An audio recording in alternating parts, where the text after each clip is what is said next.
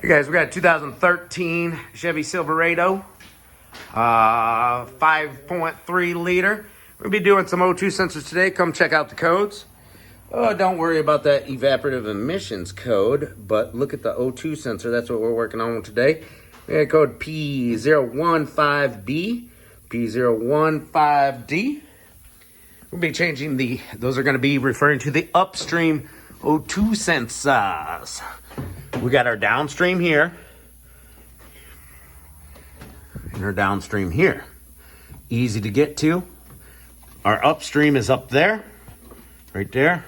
And so to get on it perfectly, we're gonna take this wheel well out, this plastic, mud flap, a couple of screws, Christmas trees here. These are a pain, I hate these. Get a screwdriver underneath the two pieces of plastic, pop them out. And so our sensor one, bank one, sensor one, bank two, sensor one are those upstream ones. You can see our drive shaft's in the way because it's four-wheel drive. Those look like 10mm bolts. We're gonna go ahead and loosen all four of them and get this drive shaft pushed backwards.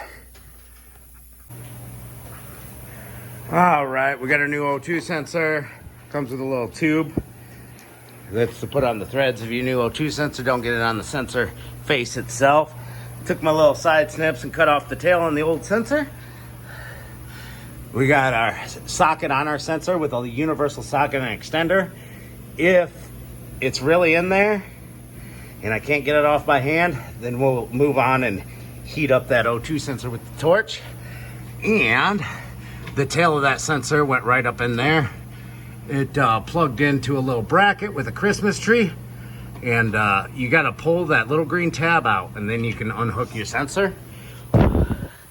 See a little Christmas tree clip on the back of there. Boom. And with our wheel well out on this side, see we're disconnected on the wiring harness. Give it a little snip on the tail there. Boom, and we should be able to get a socket on this pretty easily on this side. Let's see how it goes. All right, story time. We got that sensor out. If you zoom in, you'll see the first two threads are pretty nasty. Oh, that doesn't do it justice. That blackness, those are good threads. All right. This one came out no problem.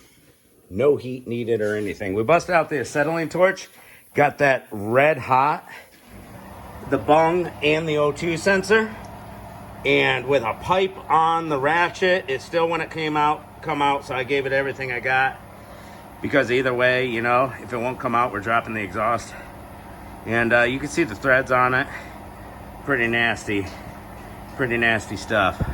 I don't know if the new O2 sensor is gonna catch threads or not. Might have to bring the pipe down or tap out some threads. We can weld in the new O2 sensor bung. We got options.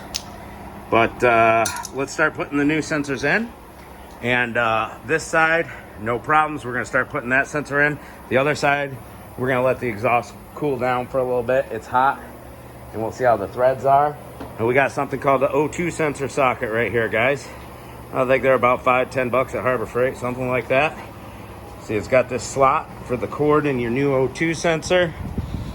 So let's start the new O2 sensor by hand. We're gonna put a little bit of that copper stuff that comes with it on the threads. Don't touch the sensor part. And we'll thread this one in, and I'll show you using the socket. All right, there's our O2 sensor. This one, the threads were perfect. Is screwed in all the way by hand. Of course, your wiring harness is gonna twist up, but just untwist it. And the socket, so it's on there finger tight. It bottomed out. Threads were still nice and clean. This socket goes right on it. You see it? Pretty cool, eh? I wish my camera would focus. So stupid. See, it's got that slot for the wiring harness. So we're just gonna tighten this sucker down, plug her back in, and put the green thing through the loop. We're gonna do the same thing for the other side, but we may end up cleaning the threads. We may not have to. We might have to bring the exhaust down. If we gotta bring the exhaust down, we've got those bolts, those three nuts on the exhaust manifold right there above the O2 sensor on both sides. And then we've got going all the way back, nothing to disconnect, you know, there's no flanges, so we can cut and weld, put a coupler in, or try to drop all that down, take out this cross member, the transmission mount, you know. So it's gonna be a little bit of a job if we have to drop the exhaust down. So if your sensor is not coming out, and you don't want to get into that, maybe ship it off to somebody else. But we're gonna get her done. After it's done, put the drive shaft back in. Oh, those drive shaft bolts were 11 mil, not 10 mil, by the way. So this drive shaft will press back. It may take a lot of force, but it presses back right here in this joint. It's got forward and backward play so that you can get the drive shaft out of the way. That's all the room I needed. And then you just put the caps back on where they were and the bolts. And that'll do it for this vid, guys. Good luck.